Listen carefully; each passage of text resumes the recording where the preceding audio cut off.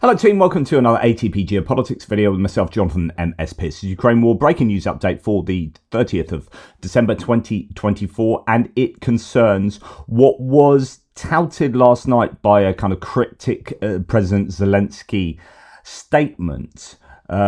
We are seeing a huge aid package together with a huge piece of financial assistance for Ukraine coming from the frozen Russian assets coming from the US.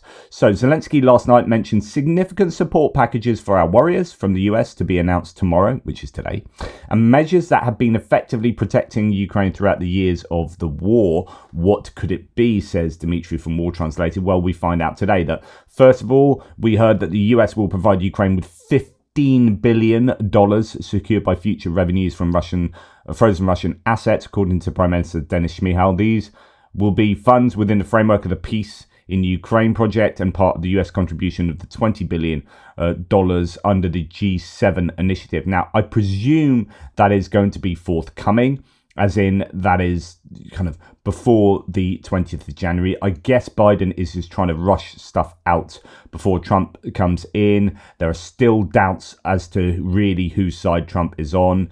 And the reality of the situation is that Biden, in supporting Ukraine, as much as he does, and you can argue that he didn't do enough.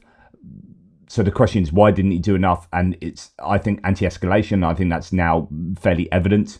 It's not that he wasn't morally and politically in support of Ukraine, which is a problem from the Trump administration. Is there's a difference there. The evaluation of the war is different. With Biden, the evaluation was, Ukraine are the good guys and support Ukraine is within our strategic interests for sure. But it's like, how far do we go before we trigger a reaction from Russia, which is one that we'll regret? And that kind of anti-escalation thinking ideology has restricted Biden's support for Ukraine. But now he's been given free rein to give as much to Ukraine as possible, given the incoming administration. So he's kind of rushing it all out now. And you're thinking, well, that could have been done earlier, and et cetera, et cetera. So criticism still are warranted, but this is great to see now. So what do we know? Nearly $2.5 billion have been allocated to Ukraine by the US, which includes $1.25 billion presidential drawdown. Just to remind you, that means that half of the $2.5 billion is going to be taken from US stocks. Now, again, to remind you, $1.25 billion worth of stocks is not giving Ukraine $1.25 billion, as many might think. It is giving a book value to equipment that exists in stocks that has been bought and paid for. Now, the question is, how much will that cost in the long run in terms of having to restock those supplies? If that was going to happen anyway, you can say there's no real extra cost apart from transportation costs. In other words, if you have equipment that was going to be replaced, it was due to be replaced, whether it be older Bradleys, strikers, certain munitions that are being phased out, cluster munitions, for example, then that has a book value, but that's just like kind of what we think it's worth in an abstract sense. But actually, we're not going to get that money for it. We're unlikely to sell this to other nations, although that might be an outcome. But we're going to put a value on this, and then we're going to give that to Ukraine, and we may or may not replace it with the same amount of stuff or the same type of equipment. So there's loads of conversations about, well, we're going to give 100 of these widgets to Ukraine. Do we need 100 of those exact same widgets? Well, we've upgraded it to widget 2.0, and actually we only need 50 of them, and it's going to cost a different amount of money or whatever. So that replacement, if they are replaced at all, some won't be replaced. It's like these are obsolete munitions that we now don't use at all in any way. You could argue this with cluster munitions. Okay, we're going to give these old cluster munitions, they're worth $500 million, but actually they're worth nothing because we're not going to sell these. These are just, we would have to decommission them. In fact, we'd have to pay to decommission them. So giving these to Ukraine might actually save us some money, and yet we're putting it down as a book value of 500 million. So just to give you that context again. So $1.25 million worth of equipment from US stocks, and then PDA, Presidential Drawdown Authority, 1.22 million from USAI, which is the Ukraine Security Assistance Initiative, whereby the US put orders into predominantly, but not always, US contractors or US manufacturers for equipment for Ukraine. And that has the advantage of stimulating the US economy, but the disadvantage for Ukraine of being quite time consuming, as in we're going to put in an order for you and you might get those things in a year's time. Whereas Presidential Drawdown Authority is like, we've got these in stock, we're going to give these things to you and you'll get them sometimes really quickly. Sometimes you've got them before we announce them. Sometimes it takes some refurbishing of the equipment. So the Bradleys, for example, that have been promised previously, and I think the Strikers previously, are being, made sure they're ready to go. So they take a bit of a work doing to them in order to get them to Ukraine. Anyway, so that's that.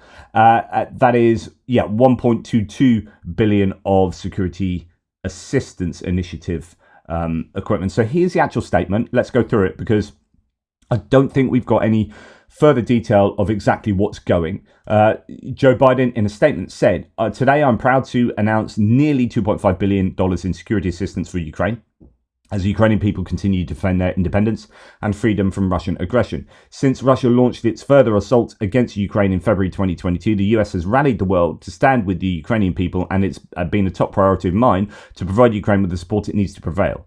Today's announcement, which includes an additional 1.25 billion drawdown and 1.22 billion in USAI, builds on this effort and will provide Ukraine with both an immediate influx of capabilities, kind of what I was saying, that it continues to use to great effect on the battlefield, and longer-term supplies of air defense, artillery, and other critical weapons systems. Interesting.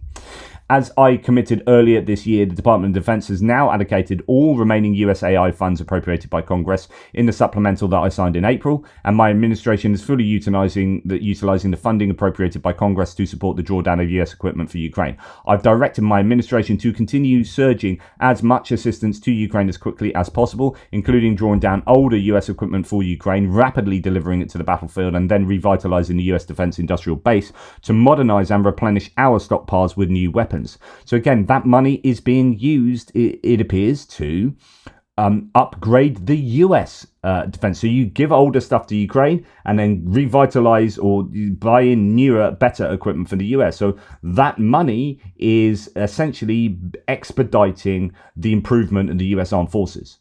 That's how to look at it. Not support. Yes, it's supporting Ukraine, but really it's improving the US state of affairs. Right. The Department of Defense is in the process of delivering hundreds of thousands of artillery rounds, thousands of rockets, and hundreds of armoured vehicles, which will strengthen Ukraine's hand as it heads into the winter. Now, that might refer to previous packages that have included armoured fighting vehicles or armoured vehicles, APCs. We know Strikers, 212 Strikers were previously committed in one of the recent packages. So he could be talking about previous packages here rather than this latest announcement. Anyway, at my direction, the US will continue to work relentlessly to strengthen Ukraine's position in this war over the remainder of my time in office. So we don't know the finer details of the equipment that has been promised. There has been an early reaction from Russian mill bloggers and whatnot. Max24 says today is a really bad day for Russian voenkers. The 13th, who's a Russian that we keep an eye on, has said, well, what's up, guys? A truce, keep your pockets wide open. The Pentagon is in the process of transferring hundreds of thousands of artillery rounds and missiles to Kyiv. The US has allocated almost 2.5 billion to Ukraine. The US will provide Ukraine with 15 billion in future income from frozen Russian assets. The news came out in the last hour. So actually, hold your horses on the ceasefire. This is not looking good, would be the analysis there from that Russian. So yeah, really good news for Ukraine. We'll see what the exact nature of this package will be, and indeed what the 15 billion will be used for from the frozen Russian assets, whether it go towards military assistance or buying military equipment or funding its own, because we had heard previously, of course, that the Ukrainians could produce way more than they are presently doing. And it's not that the capacity isn't there. The capacity is there. It's just the money to pay for it that isn't. And if you're suddenly getting $15 billion and they've said, well, the missing money is $10 billion and we could be producing all of this stuff, then you might start seeing the Ukrainians be able to hammer the Russians.